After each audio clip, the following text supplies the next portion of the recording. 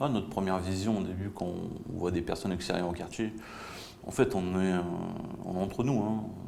Du début jusqu'à la fin, vous êtes à l'école, vous mangez ensemble, vous pas dormir ensemble, mais presque. Donc, forcément, quand vous voyez des personnes extérieures du quartier rentrer, il y a toujours une méfiance. Donc, au début, on disait, ouais, ils travaillent avec les flics. Au début, ouais, c'est pour nous surveiller. Voilà, après, il y a eu, de toute façon, vous-même, vous avez eu du mal à vous intégrer, parce qu'au début, c'était plutôt assez hermétique et on laissait rentrer personne. Et petit à petit, à force de persévérance, vous avez réussi à tout doucement vous intégrer dans le paysage des quartiers ouest. La prévention spécialisée, on imagine un peu une pratique qui est un peu désorganisée, un peu qui va dans tous les sens. Des gens qui sont présents dans la rue, mais on ne sait pas trop ce qu'ils y font. Des adultes qui errent comme ça auprès des jeunes, qui discutent. Mais en soi, il y a énormément de méthodologie dans ça. Quand tu pars en travail de rue, il y a forcément de la méthodologie. Que ce soit dans ton circuit, que ce soit dans la manière d'observer, dans la manière d'entrer en relation, dans la manière de construire du lien. Alors, la première fois que j'ai rencontré les éducateurs, c'était au Lago, il me semble, où tous les jeunes se regroupaient. Et j'allais toujours faire mon petit tour par là et j'ai rencontré les éducateurs de rue. Voilà, ce qui m'a permis de faire une première rencontre. Tout d'abord, c'est un travail de repérage, donc comprendre un peu les dynamiques du territoire, l'endroit où les jeunes se regroupent. Par le biais du travail de rue, on va à la rencontre des jeunes, donc soit dans des espaces, donc city-stade par exemple, faire un football avec les jeunes pour démarrer une première accroche. Et par la suite, comprendre un peu la situation des jeunes. Et pourquoi pas proposer un accompagnement quand la relation est établie. Et après, ça dépend aussi de chaque jeune. Je pense qu'il y a des jeunes avec qui la relation va se créer plus facilement et d'autres avec lesquels il faudra peut-être plus discuter. Un peu plus de temps, oui, bien sûr. De temps. Donc généralement, on accompagne les jeunes de 11 à 25 ans. Mais il se peut qu'on rencontre des jeunes un peu plus jeunes que 11 ans et des personnes qu'on accompagne de plus de 25 ans. Ça dépend de la situation, des problématiques ou autres. L'impact des éducateurs sur le secteur où j'habite est très important puisque beaucoup de gamins qui sont dans les rues et qui font des bêtises, hein, H24, les éducateurs sont très présents en fait et leur demandent de participer à des activités. D'ailleurs, ces mêmes jeunes viennent spontanément maintenant participer à des projets. Ils en redemandent même, donc c'est important pour eux et je pense que c'est un échappatoire et ça leur apporte énormément de bien et ils peuvent parler et je pense que le fait de voir autre chose et de pouvoir s'exprimer comme ils le veulent, ça leur apporte énormément. C'est ce qui nous a construit la prévention spécialisée, c'est cette présence de rue aux abords des collèges et aux abords des lieux de regroupement. C'est quand même cette chance de pouvoir être en relation quasiment symétrique avec les jeunes, dans une pratique quand même désinstitutionnalisée, c'est-à-dire hors les murs. Ça, je pense que ça a été imaginé comme ça il y a des dizaines d'années et je pense que c'est important de le maintenir aujourd'hui, quoi. Bien sûr que la prévention demande à tout le temps à évoluer, mais ça reste quand même une des bases qu'il faut quand même maintenir. La présence régulière en travail de rue. C'est la possibilité d'avoir une oreille de proximité, un travailleur social assez bienveillant, repérant, disponible, à l'écoute. Certains nous voient comme des médiateurs, d'autres nous voient comme des personnes pouvant appartenir aux forces de l'ordre, d'autres nous imaginent. Voilà. Il y a parfois chez certains jeunes une certaine méfiance par rapport à l'adulte et par rapport aux institutions qui peut entraîner ce paradoxe. Mais avec le temps, on arrive à déconstruire tout ça pour enfin reconstruire une relation où là, l'éducateur a sa place, quoi. Des gens comme vous sont importants dans nos quartiers pour la simple et bonne raison que ça permet à des gens comme nous, parce que tous les enfants ne partent pas en vacances, donc vous leur proposez des activités l'été, parfois des ateliers aussi. Il y a aussi les accompagnements professionnels qui ont été faits, comme pour moi. Il y a des accompagnements pro qui ont été faits qui aujourd'hui, voilà, ça portait ses fruits. Ça fait 15 ans que je suis dans mon entreprise. J'attaque ma 15e année.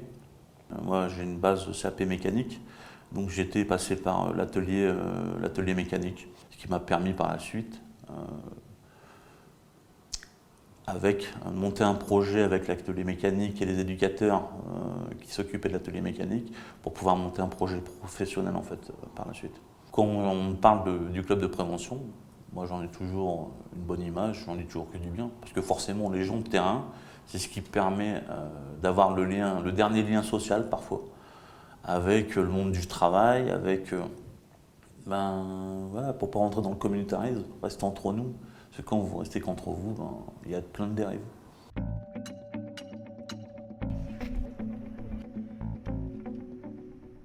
Les objectifs d'un chantier, encore une fois, en fonction de là où on en est dans la relation avec le jeune, les objectifs vont être différents. Alors ça peut servir à rentrer en relation, mais c'est un vrai projet, c'est un projet à part entière en prévention spécialisée que d'entrer en relation avec les jeunes.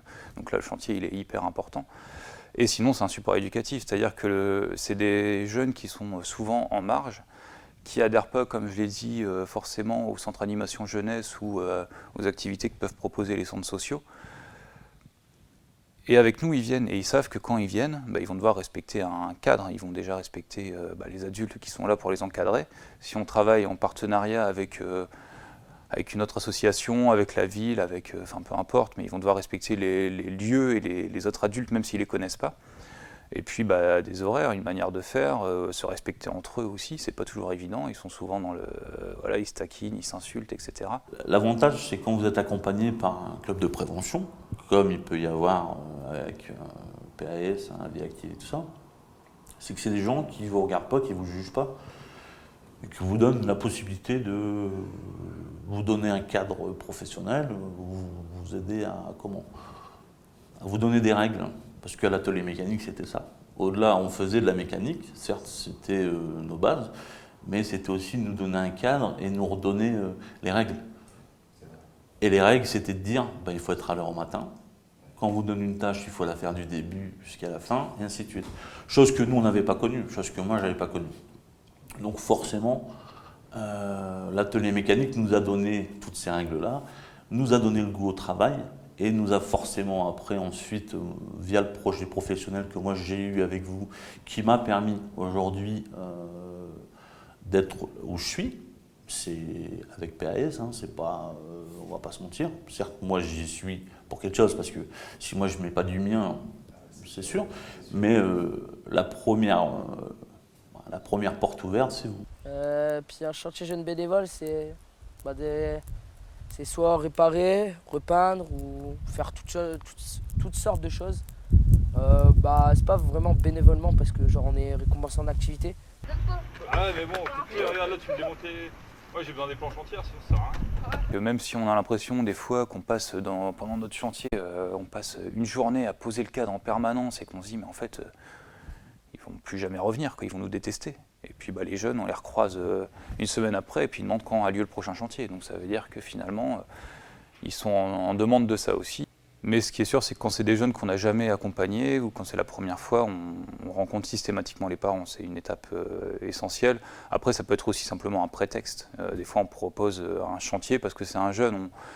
On entend parler de lui sur le quartier, on sait qu'il y a des choses qui ne vont pas, donc on va profiter d'une période de vacances pour le solliciter pour un chantier, rencontrer les parents, et puis après essayer de rebondir justement sur un accompagnement individuel, de revoir les parents plusieurs fois, essayer de discuter un peu des bruits qui courent sur le quartier, des choses qu'on a pu repérer, etc. Autant en prévention spécialisée, on s'occupe de la protection de l'enfance, mais on a également des questions de parentalité à aborder. Dans le cas d'aujourd'hui, on a un jeune homme qui est venu sur le chantier avec sa mère. On leur a proposé d'y prendre part, mais le jeune homme ayant des grosses difficultés relationnelles avec sa mère, c'est vite braqué et tout de suite c'est la frustration, c'est la colère et c'est les mots qui dérapent.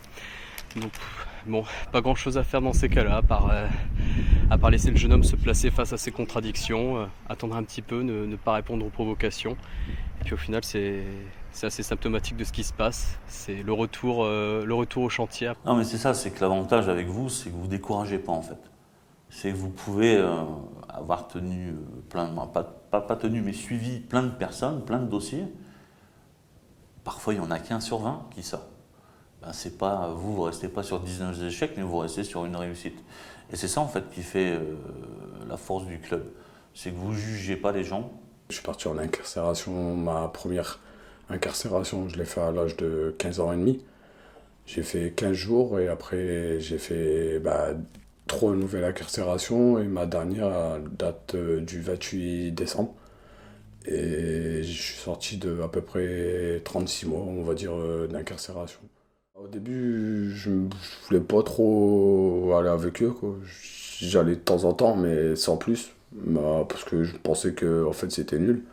Mais non, en fait, j'ai bien vu qu'il m'apportait beaucoup, ça m'a apporté beaucoup qu'il y a un éducateur, Damien, il est venu me voir en incarcération au parloir et tout, donc j'ai vu qu'en fait de là, qu'il me laissait pas tomber, quoi. Il continue à prendre des nouvelles, à écrire et tout, donc ça fait que même auprès de mes parents, ça fait que de là, j'ai vu, en fait, mon opinion envers eux, elle a changé. J'ai vu que c'était des personnes, au début, je pensais clairement que c'était des personnes qui allaient m'emmerder, quoi. Ils allaient m'embêter de tout partout, mais non, en fait, je me rends compte que c'est des personnes qui aident les gens et c'est bien qu'est-ce qu'ils font. J'essaie de me reconstruire parce que je suis en bas de l'échelle, j'ai pas de situation, j'ai pas de domicile, j'ai rien, j'ai aucune ressource, donc avec les éducateurs, ils m'aident à m'en sortir, à me trouver quelque chose à faire pour que je veux bien et que tout se passe bien pour moi, quoi. J'ai 2 ados qui ont participé pas mal aussi aux activités avec Jérôme. Ils ont fait des chantiers jeunes, il y avait Xavier, il y avait Tony, il y avait Alexis aussi. Et puis ils ont participé à tous les chantiers qu'il pouvait y avoir. Mon plus grand a passé son BSR, mon deuxième a fait des choses que moi j'aurais pas pu me permettre de lui offrir parce que c'est vrai qu'ils ont fait des activités cohésio, ils ont remis en peinture les entrées, ils ont fait du jardinage, donc ils ont découvert aussi des activités. Et puis en même temps, ils ont compris aussi que grâce à ce qu'ils faisaient avec le club de prévention, ils pouvaient avoir limite, le travail était récompensé, on va dire. Ils apprennent le goût du travail et que le travail par lui-même, une fois fait, était récompensé. Et puis là en ce moment, on continue à côtoyer Cécile dans le cadre des activités qu'on a à l'école, aussi bien dans l'école qu'à l'extérieur. Parce que Cécile nous fait des petits ateliers à l'extérieur pour parler de nos enfants. C'est pas toujours évident de gérer les enfants et c'est vrai que le fait d'avoir un point de vue différent de ce que nous on peut penser avec d'autres dames qui sont ouvertes, qui nous racontent leurs petits soucis, et on aime bien se confier. Et puis ça nous fait plaisir en même temps de pouvoir parler à quelqu'un de l'extérieur qui ne fait pas partie de la famille.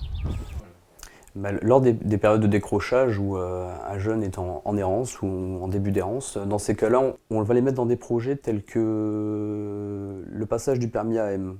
Alors c'est une question importante, c'est celle de la mobilité. Et donc on propose à ces jeunes de réaliser des chantiers mobiles d'utilité sociale, que ce soit la plantation de vergers, l'entretien d'un jardin, pour qu'ils totalisent un certain nombre d'heures qui puissent leur permettre de financer leur permis AM. Dans ces cas-là, ça nous permet de maintenir l'accroche avec le jeune, de l'approfondir et de lui faire passer concrètement un diplôme qui lui permettra d'être mobile pour plus tard s'il a besoin d'aller à l'école ou sur un lieu de stage. Ça c'est un exemple, mais il y en a beaucoup d'autres. Et on maintient l'accroche jusqu'à ce que l'année suivante, on l'espère, il se rescolarise. On a réussi depuis des années, le club de prévention a développé pas mal de stratégies partenariales pour permettre aux jeunes de bénéficier de supports éducatifs qui pour nous sont une vraie richesse. Au collège Prévert d'Oudin, j'ai trouvé une population très hétérogène, avec un petit peu en lien avec les quartiers d'habitation des élèves de familles très favorisées dans les villages environnants, avec des catégories socio-professionnelles plus, comme on dit, et puis des élèves de certains quartiers d'Oudin, quartier en politique de la ville avec, des problématiques de potentiel décrochage scolaire, des élèves absentéistes, démotivés, éloignés de la culture. pas mobiles, des élèves qui finalement restent toujours un petit peu dans leur quartier. Ici, c'est vraiment un atout très très important dans la vie de l'établissement. Les acteurs du club de prévention sont des gens reconnus, j'irais même jusqu'à dire qu'ils font partie des effectifs de l'établissement, même s'ils ne dépendent pas de l'établissement. L'automatisme, c'est lors des cellules de veille, lors des conseils de classe, lors de toutes les instances, le conseil pédagogique qui a eu hier par exemple, on fait appel ou on fait une référence au club de prévention qui va nous dénouer des choses, qui va, je l'ai dit tout à l'heure, hein, qui va recréer du lien, qui va permettre à des enfants de revenir, qui va nous permettre de monter des actions, puisque le club de prévention a toute sa part et est un acteur prépondérant dans le bon fonctionnement du CESC, du Comité d'éducation à la santé et à la citoyenneté. Alors oui, j'ai pu commencer à avoir des accompagnements. Donc très vite au début de mon stage, j'ai fait une sortie de collège avec un éducateur. On a été sollicité par un CPE. Donc là pour le coup, c'est pas le jeune qui est venu me faire une demande, mais c'est un CPE qui est venu me proposer un temps d'aménagement pour un jeune. Ce que représente le partenariat avec le club de prévention de la vie active, c'est justement la possibilité d'un accompagnement qui soit complet de l'élève. En fait, d'un accompagnement qui puisse prendre en compte des dimensions que nous, en tant qu'enseignants, on n'a pas forcément l'opportunité et la possibilité de prendre en charge, qui vont être un suivi familial, l'échange avec des parents qui parfois sont un peu en désamour avec le milieu scolaire, avec le collège par rapport à leur parcours familial ou par rapport à une vision qu'ils ont d'une institution. Et donc c'est vrai que le club de prévention, c'est la possibilité d'échanger par un échange d'informations, pour nous la possibilité de mettre l'accent sur tel ou tel élève chez qui on ressent une difficulté ou quelque chose qui peut être pris en charge et géré par les éducateurs du club de prévention. Et donc voilà, d'avoir une discussion, un échange avec les familles. C'est un plus parce que chacun son boulot. On ne s'invente pas éducateur. C'est un métier. On ne s'invente pas à accompagner des jeunes femmes ou des jeunes hommes, quel que soit leur âge, en grande difficulté. C'est un métier. Il faut aimer l'être humain pour faire ce métier et puis essayer d'accompagner celles et ceux qui sont en difficulté. C'est par ce travail de rue que nous parvenons, que vous parvenez à faire venir vers nous des jeunes qui ont rompu le dialogue avec les adultes et les institutions. Vous créez des ponts entre des mondes qui ne parviennent pas à communiquer l'un avec l'autre. L'idée, en fait, c'est que le club de prévention soit en quelque sorte là pour rattraper ceux qui ne seraient pas embarqués et pour les aider en fait, à faire que leur projet ait aussi de l'avenir, que leurs idées aient aussi du sens et qu'ils comprennent que la société c'est eux. Il ne faut pas que les collectivités s'interdisent d'investir dans les clubs de prévention parce que ça paie. Pas tout de suite, parce que c'est des choses sur le long terme. Parce que c'est pas... voilà. Moi, j'ai toujours tendance à dire que quand on sème des graines, on ne récolte pas tout de suite. Elles poussent, ça.